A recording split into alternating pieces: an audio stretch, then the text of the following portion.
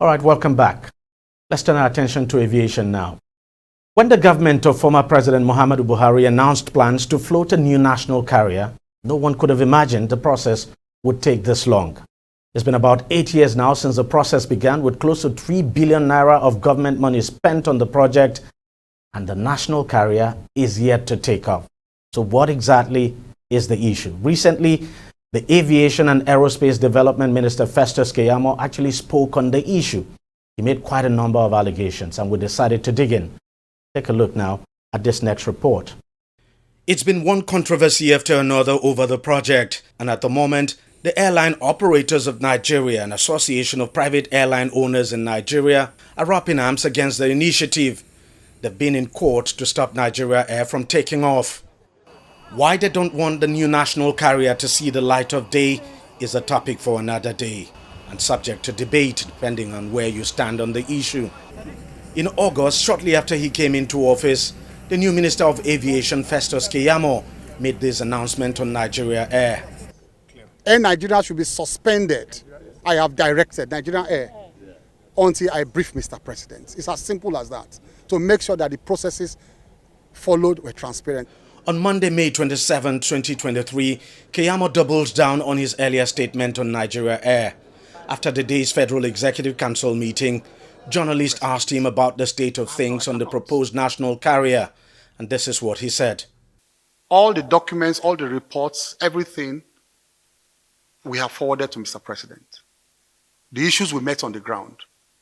But just to say that it would have been irresponsible of me as minister to take over office, and I feel the pulse of Nigerians. I feel even the National Assembly raised concerns over that, and so many stakeholders. It would have been irresponsible to close my eyes totally to those concerns.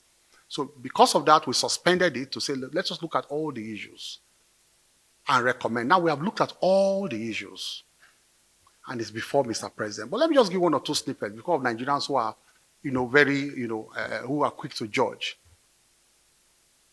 In the agreement, you are giving tax waivers to Ethiopian Airline coming into Nigeria. They asked for tax waivers for 5 years, and you granted them to come and compete with your local airlines who are paying those heavy taxes. How? You want to create a monopoly. That's why when they tell you that, we want to crash price by 70%, it's a lie. It's robbing Peter to pay Paul. Because they have removed all taxes from you, and you granted them to the tax waivers.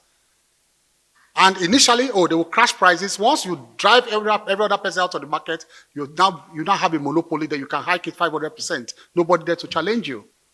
The only thing that brings down prices in the commercial world is competition. It's fair competition.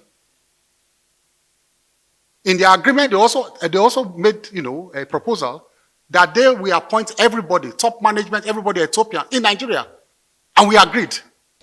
The issue of tax waiver had always been a sticky point on the Nigeria Air project. In June, the immediate past Minister of Aviation, Hadi Sirika, who Keyamo succeeded, spoke on the issue on a local television show. He denied any tax waiver was given to Nigeria Air. There is no tax break or tax holiday for Nigeria Air Limited. They will operate within the same tax laws that everybody is operating. But mind you, they are going to operate within a special economic zone that we established, and they will enjoy those taxes like every other person. So they enjoy the same like Air Peace or IBOM or anybody. Following Keyamo's recent allegations, sources involved in Nigeria Air initiative reached out to DEJI360, presenting some documents contradicting Keyamo's claims on the issue of tax waiver and the management structure of the national carrier. This document, which the sources say is a draft of the final agreement signed by the government, Nigeria Air and Ethiopian Airlines, did not indicate any provision for a tax waiver. Article 11.3 under Cooperation and Investment Incentives of the agreement states as follows. The national carrier may, within the ambit of the law and the prevailing government policies, register and operate within the Nigerian airport special economic zones and benefit from the incentives in accordance with Nigerian Export Processing Zones Authority laws. The document also details the management structure of the airline and again contradicts the claim by the aviation minister that the agreement allowed Ethiopian Airlines to appoint everyone on the management of Nigeria Air. Article 9.3.4 of the document states as follows. The manager, in this case Ethiopian Airlines, will deploy and second to Nigeria Air the agreed number of its executive personnel with the requisite expertise and experience to manage and direct the operation of Nigeria Air under a management contract, and more particularly to fill the positions of Chief Executive Officer, Chief Financial Officer, Chief Commercial Officer, Director Operations, Director Maintenance and Engineering, and such other positions as may from time to time be mutually agreed by the parties in line with the management contract. All other executive personnel will be recruited locally from Nigeria. Another document presented to TV360 Nigeria shows the organogram of Nigeria Airs agreed by all the parties in the project. The positions in green will be occupied by Nigerians, while Ethiopian Airlines will provide for the positions in grey. But TV360 has not been able to independently confirm the authenticity of these documents and whether they're exactly the ones in the hands of the government, which the Minister of Aviation and Aerospace Development referred to in his briefing of November 27th. One thing though is clear: even though the government's stake in Nigeria Air is just 5%, it has so far expended almost 3 billion naira in all the processes leading up to the setting up of the airline. And that's according to the immediate past Minister of Aviation, Hadi Sarika.